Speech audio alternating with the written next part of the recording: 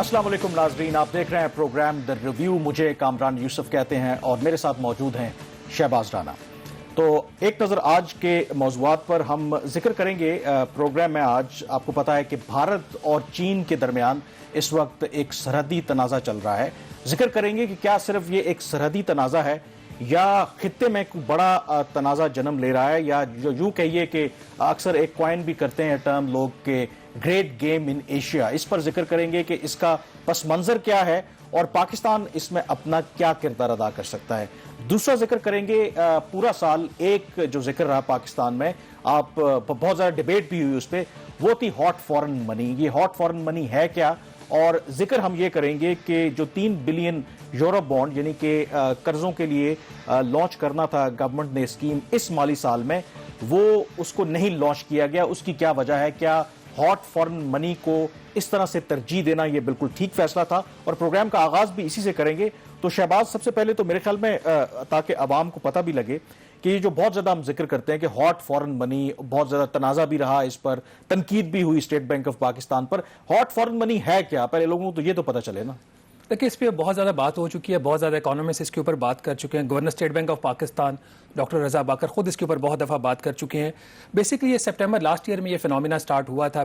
Hot foreign money ये है कि एक जो फ़ॉरेन सरमायाकार है, एक फ़ॉरेन बैंक है या कोई एक फ़ॉरेन इदारा है, वो पाकिस्तान के अंदर जो हुकूमती ट्रेजरी बिल्स होते हैं, ये वो जो बिल्स हैं जिसको इशू करके हुकूमत कर्जा लेती है, तो वो बाहर से डॉलर लेके आते हैं। एक स्पेशल अकाउंट है स्टेट बैंक ऑफ पाकिस्तान का, उस डॉलर को वो कन्वर्ट करते हैं उस दिन के एक्सचेंज रेट के ऊपर रुपए में, और वो जो रुपया है वो इन्वेस्ट करते हैं हुकूमत के कर्जों में। मतलब हुकूमत को कर्जा देते हैं। जो डॉलर है वो स्टेट बैंक ऑफ पाकिस्तान के खजाने में चला गया, आपके जो फॉरेन एक्सचेंज के रिजर्व्स हैं उसे बढ़ जाते हैं, और रुपया जो वो लगाते हैं उसके ऊपर उनको शरह सूद जो थी, जो भी उस वक्त का पॉलिसी रेट होता है, जो कि ज़्यादातर इस साल 13.25% रहा 17 मार्च तक। उसके बाद इसको स्टेट बैंक ऑफ पाकिस्तान ने कम करना शुरू कर दिया, जो अब 8% के ऊपर है, तो उसके ऊपर उनको मुनाफा मिलता था और उस पैसा बनाते थे। अच्छा, अब इसमें जो सारी डिबेट है, हम इसको आज इस इशू को क्यों यहाँ पे लेके आए? ये तो सारी बातें हम पहले भी करते रहे हैं, लेकिन हर दफा कोई लोग नए सुनने वाले होते हैं तो जरूरी है उनको भी बताना। अब ये तो हो गया बैकग्राउंड। हम आज इसको क्यों डिस्कस करें, ये क्यों हमारे लिए आज इंपॉर्टेंट और सबसे बड़ी स्टोरी है। इशू ये है कि जब पिछले साल का बजट आया तो पाकिस्तान को हर साल गैर मुल्की कर्जों की जरूरत होती है, और उसकी भी वजह यही होती है कि आपके फॉरेन एक्सचेंज के रिजर्व्स कम है, दरामदात को आपने फाइनेंस करना है, तो हुकूमत का एक बोरिंग्स का एक प्लान होता है। वो प्लान अगले साल का क्या होगा वो हम कल बताएंगे इंशाल्लाह नाजरीन को। जो इस साल का प्लान था उसमें $3 अरब के यूरो बॉन्ड्स फ्लोट करने थे। यूरो बॉन्ड भी एक इंस्ट्रूमेंट होता है। अब गैर मुल्की मार्केट्स में जाते हैं, फॉरेन कैपिटल मार्केट्स में, वहाँ पे हुकूमत एक सॉवरन बॉन्ड फ्लोट करती है, उसके बदले जो आपको प्राइवेट इन्वेस्टर है आपको कर्जा देता है, और उसको एक शरह सूद होती है जो 6.7% जो हमने किया था उसके ऊपर। $3 अरब हुकूमत फैसला करती है बॉन्ड फ्लोट करने का पिछले साल। इसके ऊपर बाकायदा काम का आगाज हो जाता है। सितंबर 2019 में वजारत खजाना प्रोसेस का स्टार्ट करती है। फाइनेंशियल एडवाइजर हायर किए जाते हैं जो सारी ट्रांजैक्शन को कंट्रोल करते हैं और मैनेज करते हैं। उनका प्रोसेस स्टार्ट होता है अक्टूबर 2019।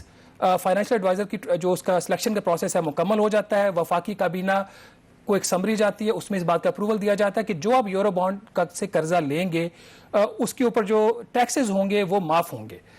अच्छा, ये प्रोसेस जब चल रहा है और 15 नवंबर 2019 की डेडलाइन थी कि हुकूमत ने ये बॉन्ड्स फ्लोट करके कम से कम $1.5 से $2 अरब, $3 अरब में से इन्होंने उठाने की मार्केट से कोशिश करनी थी। क्यों करनी थी? क्योंकि दिसंबर 2019 में हमारा $1 अरब का स्कूक बॉन्ड वो मेच्योर हो रहा था।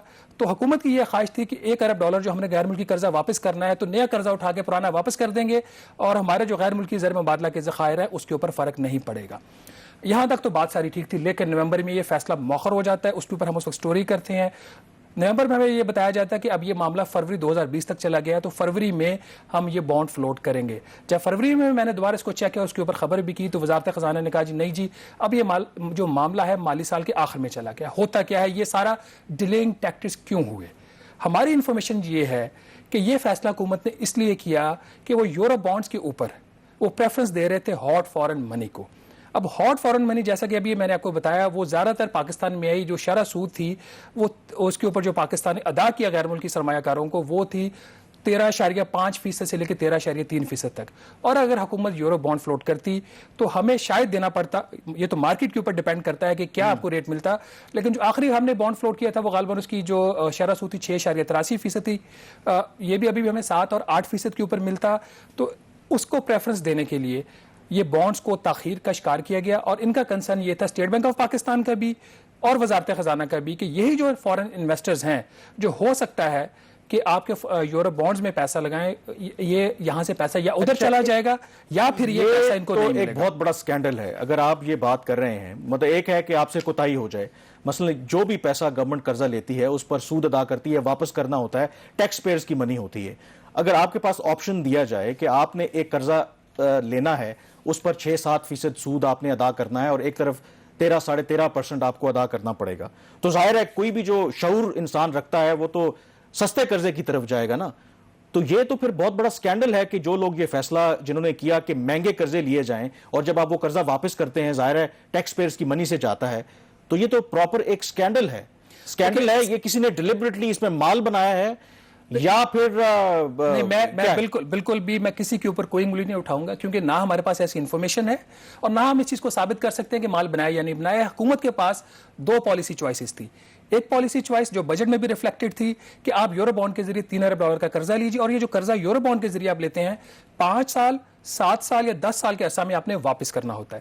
جبکہ جو ہاٹ فارن منی ہے, یہ ایک ہاٹ اس کو اس لیے کہتے ہیں نا کہ یہ مارکیٹ کے جو آپ کی ایک سینٹیمنٹس ہوتی ہے اس کو دیکھتے ہوئے فوراً جو سرمایہ کار ہے اس نے پیسہ بنانا. میرا صرف سوال میرا ایشو صرف یہ ہے کہ یہ جو باتیں یہ ہمیں سمجھ آ رہی ہیں, ظاہر ہے کہ ماشاءاللہ جو لوگ معیشت کے لوگ فیصلہ کرتے ہیں وہ ہمارے سے بھی زیادہ عقل مند ہے نا.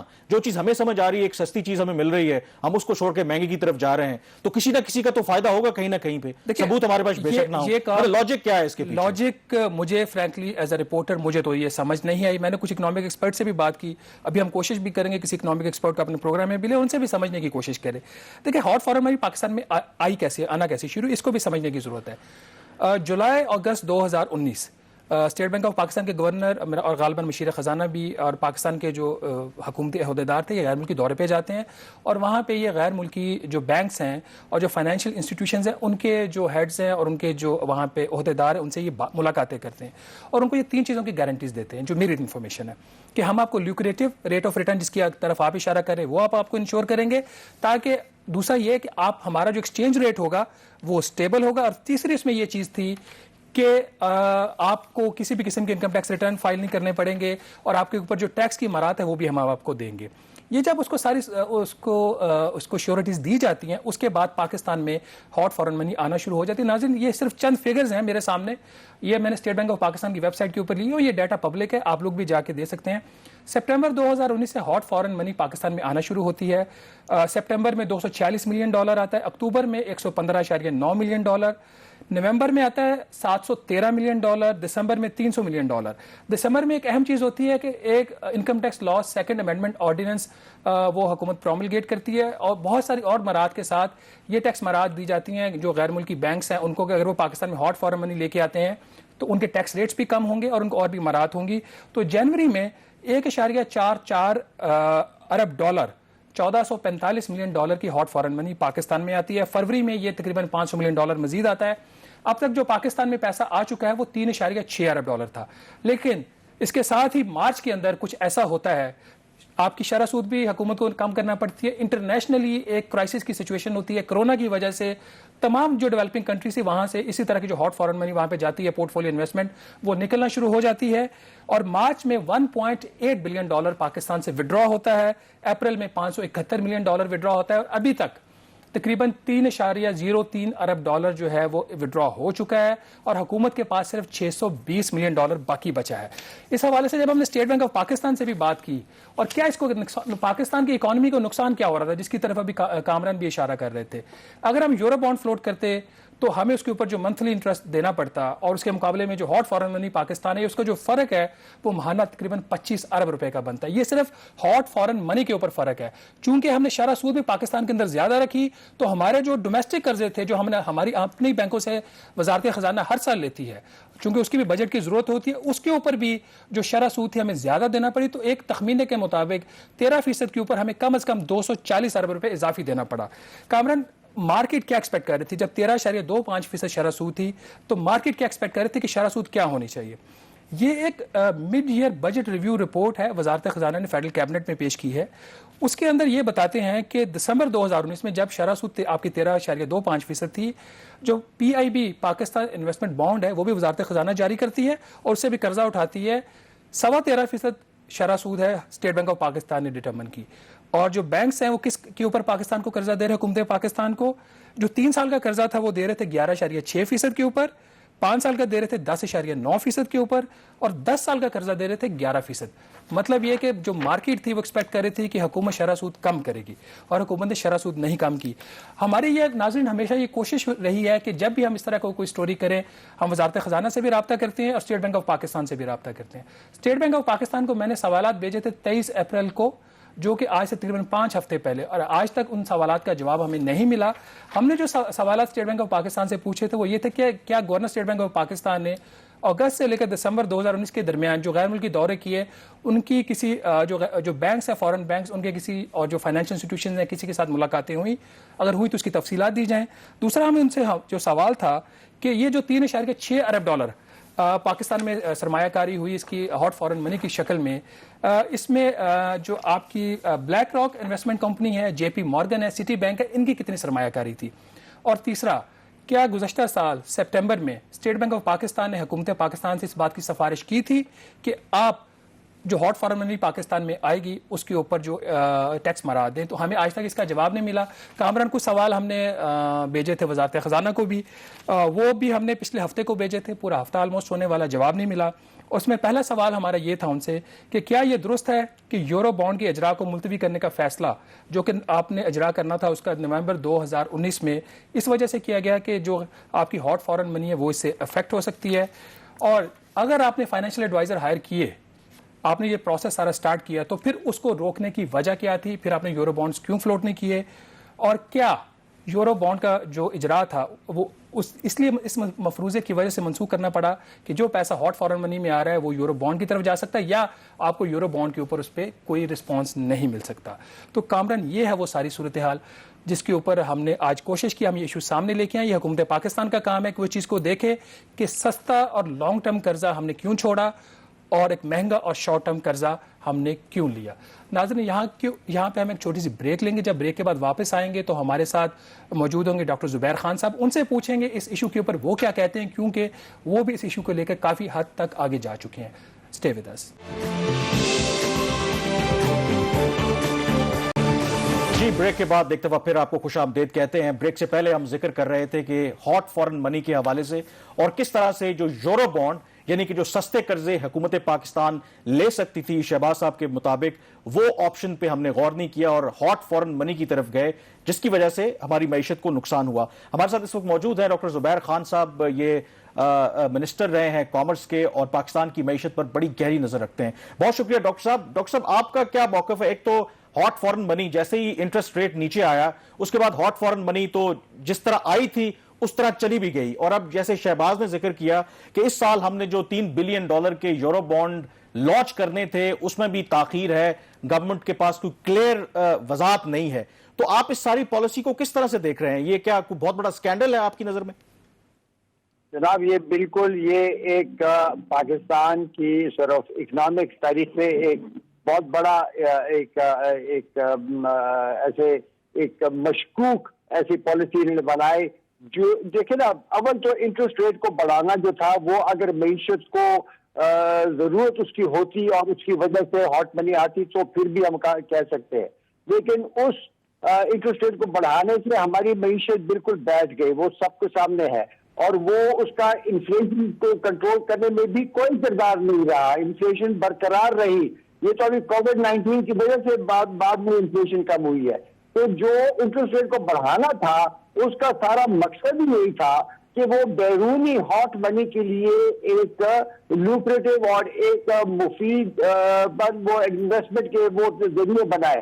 اور یہ پیسہ جب آتا ہے تو ہاٹ منی اس کو کہتے ہی اس لیے ہے کہ یہ اپنی مرضی سے جب چاہے واپس چلا جاتے ہیں یہ پیسہ.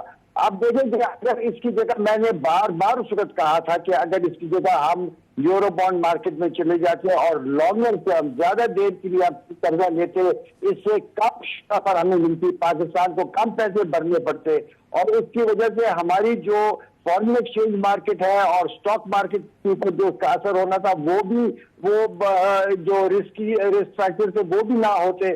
تو میرا خیال میں تو یہ جو جان بوجھ کر ایک ایسی پالیسی کو اختیار کرنا اور اس کے اوپر یہ میں 1.5 سال سے اس کی تنقید کر رہا ہوں, یہ جب سے یہ پالیسی بننے کے اس کے ارادے بند ہو گئے تھے میں تب سے کر رہا ہوں. اچھا ڈاکٹر صاحب یہ بتائیے گا کہ جب وزارت خزانہ اور اسٹیٹ بینک آف پاکستان اس بات کا فیصلہ کرتا ہے کہ اس نے ہاٹ فارن منی کو پریفرنس دینی ہے, تو اس کا کوئی تو فائدہ ہوگا نا کہ کیوں وزارت خزانہ اور اسٹیٹ بینک آف پاکستان 13.5% کے اوپر ہاٹ فارن منی لے رہا ہے, اور جو یورو بانڈ ہے اس کا وہ ہو سکتا ہے 7 یا 8% کے اوپر ہوتا, تو کچھ تو ہاٹ فارن منی کا فائدہ ہوتا نا جس کی وجہ سے اس کو پریفرنس دی جا رہی ہے.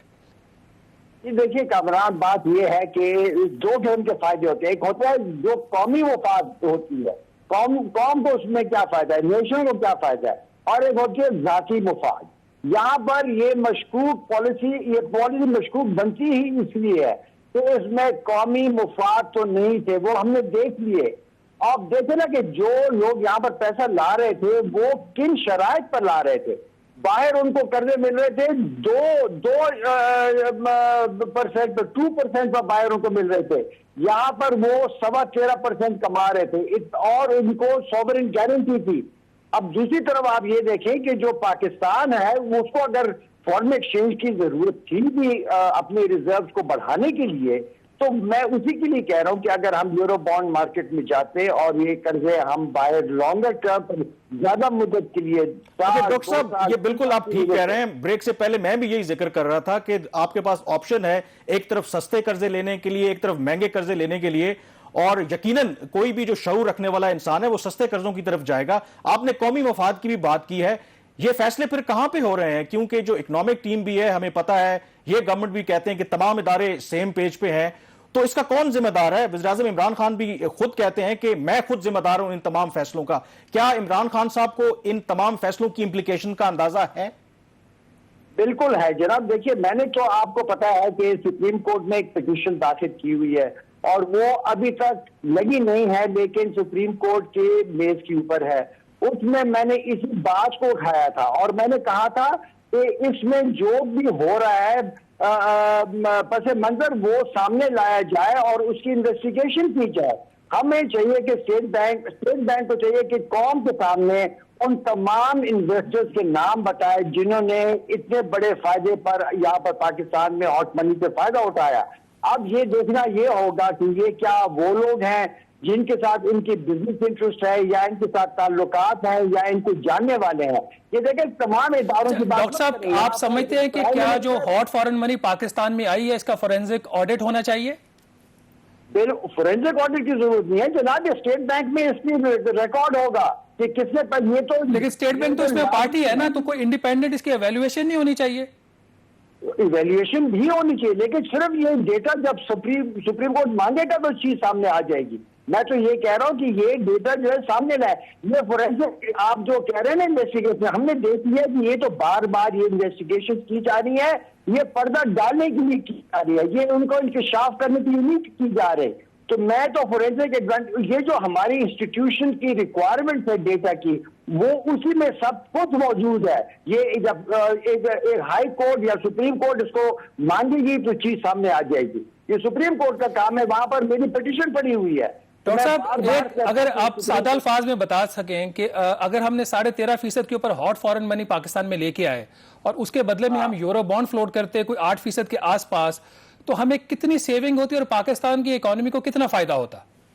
دیکھیں جناب, صرف یہاں پر نقصان کی بات نہیں ہے. یہ دیکھیں نا 4-5% جب فرق ہوا اور وہ جب پیسے آئے تھے $2 بلین آئے اور وہ تقریباً 6 مہینے یا 9 مہینے یہاں پر رہے وہ پیسے, تو آپ اس سے بڑے آسان طریقے سے یہ کیلکولیٹ کر سکتے ہیں کہ اس میں کتنا ہمیں نقصان ہوا. لیکن اس سے بڑا نقصان یہ ہوا کہ جب ان کو یہاں پر لانے کے لیے, ان کو فائدہ دینے کے لیے فارنرز کو ہم نے انٹرسٹ ریٹ کو بڑھایا, تو ہم نے پاکستان کی تمام معیشت کو بند کر دیا. اس کا جو نقصان ہوا تمام پرائیویٹ سیکٹر کو اور اس کی وجہ سے ریونیوز کو گورنمنٹ کا, یہ تو بے تحاشا. لیکن ڈاکٹر صاحب آپ کو لگتا ہے کہ جو ہائی انٹرسٹ ریٹ ہے اس کو رکھنے کی بڑی وجہ ہاٹ فارن منی تھا, یا آپ کا IMF کا پروگرام بھی تھا نا کہ آپ نے جو اسٹرکچرل ریفارمز کرنی تھی اس کی ایک بہت بڑی ریکوائرمنٹ جو تھی وہ انٹرسٹ ریٹ کو ہائی کرنا تھا تاکہ انفلیشن کو کنٹرول کرنا. تو از اٹ فیئر کہ ہم تمام الزام یہ لگا دیں کہ انٹرسٹ ریٹ کو اس لیے ہائی رکھا گیا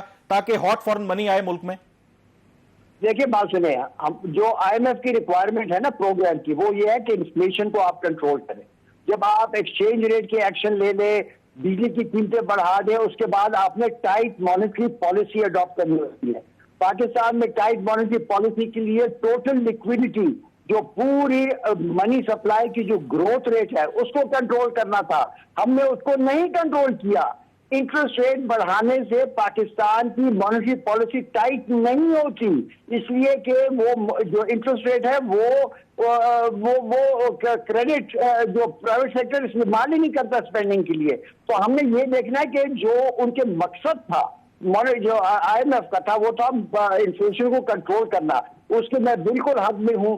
وہ سارے ملک یہ کہے گا کہ ہاں جناب انفلیشن کو کنٹرول کر رہا ہے. اس کے لیے منی سپلائی کو کنٹرول کرنا تھا. آپ دیکھیں M2 کی گروتھ ریٹ کتنی اونچی رہی ہے، اسی لیے انفلیشن چلتی رہی. اور وہ جو منی سپلائی کی گروتھ ریٹ ہائی تھی وہ اس لیے کہ حکومت چلتی رہی، وہ اپنی بوروئنگ کرتی رہی بینک سے. بہت شکریہ ڈاکٹر صاحب، بہت شکریہ آپ کے ویوز کا.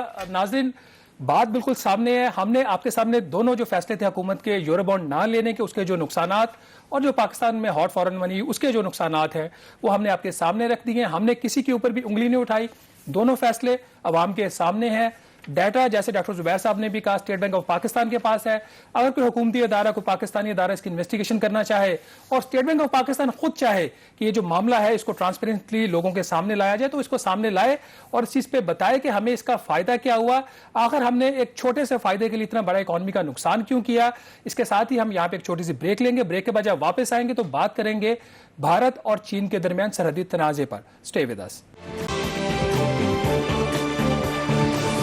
ناظرین، 5 مئی کو بھارت اور چین کی فورسز کے درمیان لداخ کے مقام کے اوپر جھڑپیں سٹارٹ ہوتی ہیں، اور جس میں کہا یہ جا رہا ہے کہ 11 اس پہ جو ان کے فوجی ہیں وہ زخمی ہوتے ہیں. منگل کے روز بھارت کے جو وزیر اعظم ہے نریندر مودی، وہ تینوں سروسز چیفز کے ساتھ میٹنگ کرتے ہیں، اور جو تجزیہ کار ہے ان کا اس بات کا خیال ہے کہ اس دفعہ لگ یہ رہا ہے کہ 2017 کے بالکل برعکس ہو سکتا ہے کہ چین اور بھارت کے درمیان یہ جو چھوٹی چھوٹی سرحدی جھڑپیں ہیں یہ کسی بڑے تنازع کی وجہ بن سکتی ہیں. کامران، بھارت اور چین لداخ کے مقام پر اگر وہاں پہ کچھ ہوتا ہے تو اس کی پاکستان کے لیے کیا اہمیت ہے اور اس کا بیک گراؤنڈ کیا ہے؟ کیوں اتنی یہ سڈنلی یہ چیزیں امپورٹنٹ ہو رہی ہیں اور یہ سڈنلی سامنے آنا شروع ہو گئی ہیں؟ دیکھیں، پاکستان کے لیے تو امپلیکیشنز ضرور ہے، لیکن اس پہ بعد میں بات کریں گے، کیونکہ یہ ایسا ایشو ہے، ایک پیچیدہ ایشو بھی ہے، اور لوگوں کا جاننا بھی ضروری ہے کہ اصل تنازع ہے کیا. کیونکہ بہت سے لوگوں کے خیال میں جو بھارت کا جو تنازع ہے، زمینی تنازع کشمیر پہ بات کرتے ہیں، وہ شاید پاکستان کے ساتھ ہی. ایسا نہیں ہے. بھارت کا کم و بیش تمام جو اس کے نیبرنگ کنٹریز ہیں ان کے ساتھ تنازع ہے، اور چین بھی ایک ایسا ملک ہے جس کا ان کے ساتھ سرحدی تنازع ہے. موجودہ صورتحال کیا ہے اس سے پہلے جاننا ضروری ہے کہ اصل تنازع ہے کیا. کیونکہ بھارت اور چین کے درمیان کئی عرصے سے یہ سرحدی تنازع ہے، اور 1962 میں دونوں ملکوں کے درمیان جنگ بھی ہو چکی ہے. جو ان کا مشترکہ بارڈر ہے یہ کوئی تقریباً 3500 کلومیٹر بنتا ہے، اور بیشتر جو یہ سرحدی علاقہ ہے یہ ان مارکڈ ہے. مطلب ہے کہ اس کی کوئی حد بندی نہیں ہے. دونوں ممالک بسا اوقات یہ دعویٰ کرتے ہیں کہ یہ ان کا علاقہ ہے. کبھی چین یہ دعویٰ کرتا ہے، کبھی بھارت یہ کرتا ہے. اور یہ جو سرحد اتنی بڑی ہے کہ ایک طرف جموں کشمیر، ہماچل پردیش، اتراکھنڈ، سکم اور اروناچل پردیش میں جو انڈیا سے ملتی ہے. اسی طرح سے اگر ہم جیسے میں نے ذکر کہا کہ اس کی کوئی حد بندی نہیں ہے، اور اس وجہ سے بھی اکثر اوقات اس میں مسائل پیدا ہوتے رہتے ہیں. اور یہ تو اس کا ایک بیک گراؤنڈ ہے. 1962 میں نے ذکر کیا کہ ایک جنگ بھی ہوئی. اب جو آپ بات کر رہے تھے کہ ابھی کیا وجوہات ہیں کہ کیوں یہ تنازع ہوا، آپ نے ذکر بھی کیا کہ 5 مئی کو لداخ کے قریب ایک تو جو دونوں جو فورسز ہیں بھارت اور چین کی، ان کی آپس میں لڑائی ہوئی ہے. اور جو مزے کی بات ہے، ان کی جو آپس میں کشیدگی ہے، ان لائک کہ لائن آف کنٹرول پہ پاکستان اور بھارت کے درمیان جو گولہ باری ہوتی ہے اور دوسرا ویپن استعمال ہوتا ہے، وہ لاتوں اور موقعوں اور گھوسوں سے ان کی لڑائی ہوتی ہے. اور یہ بڑی عجیب بات ہے کہ شاید 67 کے بعد وہاں پر کوئی گولی نہیں چلی اس بارڈر پہ. جب بھی کوئی تنازع ہوا تو عمومی طور پر ہاتھا پائی ہوئی. اس کی بھی کہتے ہیں کہ ایک بہت یا تو انڈرسٹینڈنگ ہے دونوں ملکوں کے درمیان کہ تنازع کو ایک بہت زیادہ بڑھ چڑھ کر پیش نہیں کرنا. اور ہمیشہ کیونکہ دونوں ملک آپ کو پتا ہے کہ بہت بڑی ابھی ہوا کیا ہے وہاں پہ اور آگے اس کے ہمیں کیا مسائل؟ دیکھیں، ایک تو ذکر کیا نا کہ 5 مئی کو جو لداخ میں واقعہ ہوا، اب اس کے 2 ورژن ہیں. ایک جو چین کا یہ ورژن ہے کہ جو بھارتی افواج ہیں انہوں نے وہاں پر کچھ تعمیر شروع کر رکھی ہے جو چین سمجھتا ہے کہ ان کا علاقہ ہے، وہ وہاں پہ کوئی سڑکیں تعمیر کر رہے ہیں، کوئی ملٹری انفراسٹرکچر تعمیر کر رہے ہیں، اس کو روکنے کے لیے. اور وہ یہ کہتے ہیں کہ بھارت کی جو افواج ہیں انہوں نے وہاں پہ جو لائن آف ایکچوئل کنٹرول اسے کہتے ہیں اس کی خلاف ورزی کی ہے، اس کی وجہ سے لڑائی ہوئی اور ہے. بھارت کا بھی یہی دعویٰ ہے کہ چین نے خلاف ورزی کی ہے. بھارت یہ کہتا ہے کہ جی ہم تو اپنے علاقے میں جو روڈ تعمیر کر رہے ہیں ہم نے کوئی ٹریس پاسنگ نہیں کی. اور جو ان کے کامنٹیٹرز ہیں، سرکاری ان کا بیان نہیں ہے، وہ یہ کہتے ہیں کہ چین کیونکہ اس وقت امریکہ کے دباؤ میں ہے کہ کرونا وائرس کو جس طریقے سے انہوں نے مس ہینڈل کیا ہے، جو ان پر الزامات بھی لگ رہے ہیں، اس سے توجہ ہٹانے کے لیے جو چین ہے یہ بھارت کے ساتھ اپنی جو سرحد ہے وہ گرم کر رہا ہے.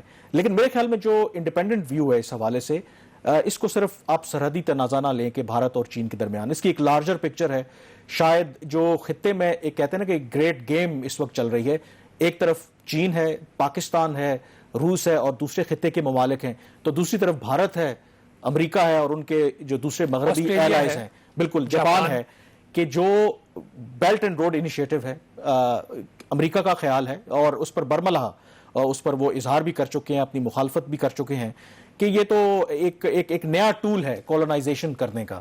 تو میرے خیال میں یہ اس کی سب سے بڑی وجہ ہے. اور مجھے لگتا ہے کہ دیکھیں آرٹیکل 370 5 اگست کو جب بھارت نے ریووک کیا، اس کے بعد جموں اینڈ کشمیر کا اور لداخ کا بھی سٹیٹس چینج کیا. لداخ وہ جگہ ہے جس پر چین کا بھی دعویٰ ہے کہ یہ ان کا علاقہ ہے. اگر آپ کو یاد ہو تو چین نے 5 اگست کے بعد بڑا سٹرونگلی کنڈیم کیا تھا اور اسی وجہ سے 50 سال کے بعد اقوام متحدہ کی سلامتی کونسل میں کشمیر کا مسئلہ اٹھایا گیا تھا.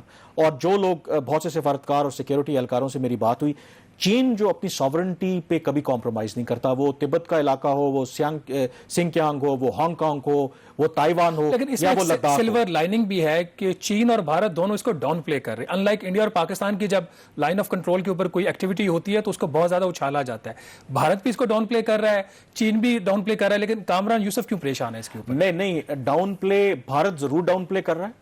بھارت، آپ نے ذکر کیا کہ نریندر مودی نے اپنے services chief, national security advisers کے ساتھ ملاقات کی.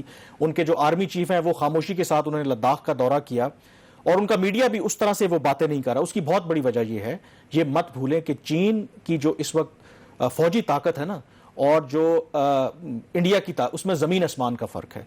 اگر اس وقت انڈیا کا جو ڈیفنس بجٹ ہے وہ $70 بلین ہے، تو اس کے مقابلے میں جو چین کا ڈیفنس بجٹ ہے وہ $260 بلین ہے، 3 گنا زیادہ ہے. $260 بلین ہے. اور ان کی جو آپ کہہ لینا کہ اور ایک نفسیاتی برتری بھی چین کو ہے. 1962 میں جو جنگ ہوئی اس میں جو حال بھارت کا کیا گیا وہ ان کو شاید آج بھی سبق یاد ہے. تو بھارت کبھی بھی ایسی حرکت نہیں کرے گا. 1962 کا ذکر کیا، کچھ آپ کے پاس ہسٹوریکل اس میں فیکٹس بھی ہیں. اس لیے کہ آپ نے شروع میں ذکر کیا کہ پاکستان کی ہم جب بات کرتے ہیں کہ پاکستان اس سے کیا فائدہ اٹھا سکتا ہے، کیونکہ ایک جو نقطہ نظر یہ بھی ہے کہ یہ جو چین جو کچھ کر رہا ہے، اپنے آپ کو اسرٹ کروا رہا ہے، وہ شاید بھارت کے لیے ایک میسج بھی ہے کہ جس طرح سے بھارت نے اب ایک نیا بیانیہ شروع کیا ہے نا کہ گلگت بلتستان ان کا حصہ ہے، وہ آزاد جموں کشمیر کی بات کرتے ہیں، وہ سی پیک پہ تنقید کرتے ہیں، مخالفت کرتے ہیں، وہ سمجھتے ہیں گلگت بلتستان ان کا علاقہ ہے اور وہ متنازع علاقے سے گزر رہا ہے. تو بہت سے لوگوں کا خیال ہے کہ چین نے جو کچھ اس وقت سٹینڈ آف ہے وہ یہ میسج دینے کی کوشش کی ہے بھارت کو کہ اگر آپ سی پیک کو اور بیلٹ اینڈ روڈ انیشیٹو کو انڈرمائن کریں گے تو پھر ہمارے پاس بہت سے آپشنز ہیں، ہم آپ کو وہاں پہ تنگ کریں گے. پاکستان اب کیا اس سے ایڈوانٹیج لے سکتا ہے، کیونکہ یہ بہت ضروری ہے، اس پر ضرور سوال کا جواب لیں گے. ماضی میں ضرور ہمارے پاس موقع رہا. 1962 کی اگر ہم بات کریں تو بھارت اور چین کے درمیان جو جنگ ہوئی وہ جنگ ظاہر ہے کہ چین نے جیتی تھی، لیکن ایک موقع پر یہ جب جنگ جاری تھی تو جو چین کی قیادت تھی انہوں نے خفیہ طور پر اس وقت کے جو صدر تھے جنرل ایوب، ان کو پیغام بھجوایا کہ اگر آپ چاہیں تو کشمیر کو آزاد کروا سکتے ہیں، کیونکہ ہم نے انگیج کر رکھا ہے بھارتی فوج کو اپنے حوالے سے. تو ایک لمحے پر جنرل ایوب نے اس پر سوچا بھی، لیکن کسی طریقے سے ظاہر ہے امریکہ کو یہ خبر مل گئی کہ پاکستان شاید اس طرح کی تیاری کر رہا ہے. پھر امریکہ اس وقت صدر تھے جان ایف کینیڈی اور UK کے پرائم منسٹر تھے، انہوں نے دباؤ ڈالا اس وقت کے صدر جنرل ایوب خان پہ کہ آپ ایسی کوئی حرکت مت کریں. لیکن جنرل ایوب نے کہا کہ پھر اس کے بدلے آپ ایسا کریں کہ کشمیر کا مسئلہ حل کروا دیں. ان کو وہ لارا لگا دیا گیا. جب جنگ ختم ہو گئی تو اس کے بعد جب صدر ایوب نے امریکہ اور برطانیہ سے کہا کہ اب یہ مسئلہ کشمیر حل کروائیں تو انہوں نے یہ کہہ کے معذرت کر لی کہ اب جو نہرو ہیں اس وقت کے وزیر اعظم وہ اتنے کمزور ہو گئے ہیں شکست کے بعد چین سے جنگ میں کہ وہ کشمیر کے مسئلے پر کوئی بڑا فیصلہ نہیں کر سکتے. اور اس کے بعد یہ بات ریکارڈ پہ ہے کہ جنرل ایوب بسا اوقات افسوس کا اظہار کرتے تھے. انہوں نے وہ موقع گوایا اور خود CIA کے ایک سابق اہلکار ہیں بروس ریڈل, انہوں نے ایک کتاب لکھی, اس میں انہوں نے اس بات کا انکشاف کیا کہ شاید پاکستان کے پاس 1962 میں وہ ایک سنہری موقع تھا کہ وہ کشمیر کو آرام سے آزاد کروا سکے تھے, لیکن شاید اس موقع سے ہم نے فائدہ نہیں اٹھایا. یہاں پر ایک بریک پہ جائیں گے اور بریک کے بعد سینیٹر مشاہد حسین ہمیں جوائن کریں گے اور ان سے اس بھارت اور چین کے درمیان یہ جو تنازع ہے اس پر بات کریں گے. So stay with us. جی, پروگرام دی ریویو میں ایک دفعہ پھر خوش آمدید کہتے ہیں. ہمارے ساتھ اس وقت ٹیلی فون لائن پر موجود ہیں سینیٹر مشاہد حسین سید. یہ چیئرمین ہے سینٹ کی جو فارن ریلیشنز کی کمیٹی ہے اور ویسے بھی اس خطے کے جو اسٹریٹجک ایشوز ہیں بہت گہری نظر رکھتے ہیں ان پر. تو مشاہد صاحب, ہم ذکر کر رہے ہیں کہ بھارت اور چین کے درمیان یہ جو سرحدی تنازع چل رہا ہے, آپ اسے کیسے دیکھ رہے ہیں؟ کیا آپ کو لگتا ہے کہ یہ ایک معمول کا جو جھگڑا ہوتا ہے یا کشیدگی ہے, یا یہ کسی بڑے تنازع کی شکل اختیار کر سکتی ہے؟ آپ کی کیا ریڈنگ ہے؟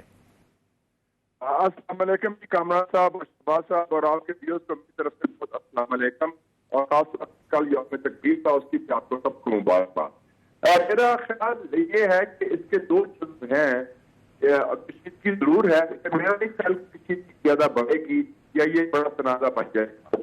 ایک اس کا جزو ہے کہ مودی پر ہے, مودی نے کشمیر میں کیا ہے, مودی نے جو ہندوستان کے اندر کر رہا ہے کے حوالے سے, اور پھر کورونا وائرس کے حوالے سے جو اسٹریٹجی ہے وہ فیل ہو گئی, اور اس حوالے سے اس کو ضرورت ہے کوئی اٹینشن ڈائیورٹ کرنے کی, اور وہ تھوڑا سا محسوس کر رہے ہیں ہندوستان کی حکومت کہ وہ علاقے میں تھوڑی سی ان کی پوزیشن تنہائی کی طرف جا رہی ہے.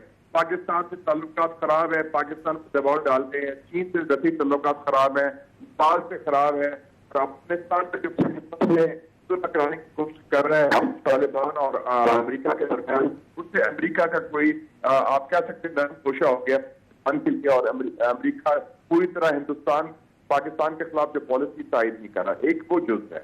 دوسرا اس کا جز ہے لارجر, وہ ہے US چائنا جو کولڈ وار شروع ہو رہی ہے, جو امریکہ نے شروع کی ہے, اور اس میں ہندوستان آپ کہہ سکتے ہیں پریکٹیکلی کہہ لیں ڈی فیکٹو کہہ لیں وہ امریکہ کا حلیف ہے, اور چین کو سمجھتے ہیں یہ ایک نیا جو ہے وہ مشترکہ دشمن ہے. اور امریکہ ہندوستان کی تائید بھی کر رہا ہے, اور آپ کو یاد ہوگا کہ 20 مئی کو ایلس ویلز نے بیان بھی دیا تھا جس میں انہوں نے چائنا کو کرٹیسائز کیا تھا کہ چائنا جو ہے ہندوستان کے خلاف کارروائی کر رہا ہے, حالانکہ چین کا قصور نہیں, یہ قصور ہندوستان کا ہے. مشاہد صاحب بالکل آپ ٹھیک کہہ رہے ہیں. جو ایلس ویلز کے بیان کا آپ ذکر کر رہے ہیں, بلکہ وہ ایک آن لائن بریفنگ جو تھی ان کی, وہ فیئر ویل بریفنگ تھی, تو اس بریفنگ میں بھی آن لائن موجود تھا. جو آپ لارجر گیم کی بات کر رہے ہیں, کیونکہ ایک لوگوں کا کچھ آبزرورز یہ بھی کہہ رہے ہیں کہ جب سے بھارت نے جو آرٹیکل 370 ریووک کیا, ظاہر ہے کہ چین کے بھی اس میں سٹیکس ہیں, جب سے گلگت بلتستان کو وہ ٹارگٹ کرتے ہیں کہ سی پیک وہ متنازع علاقے سے گزرتا ہے, تو یہ جو چائنا بارڈر پہ جو کچھ کر رہا ہے شاید ایک پیغام دے رہا ہے بھارت کو بھی اور امریکہ کو بھی کہ اگر آپ ہمیں تنگ کریں گے بیلٹ اینڈ روڈ انیشیٹو کے حوالے سے, ہمارے انٹرسٹ انڈرمائن کریں گے, تو پھر ہمارے پاس بھی بہت سے آپشنز ہیں, پھر ہم آپ کو تنگ کریں گے. ڈو یو تھنک کہ یہ صحیح ریڈنگ ہے؟ یہ بالکل صحیح ہے کہ ٹیٹ فور ٹیٹ بھی ہے نا.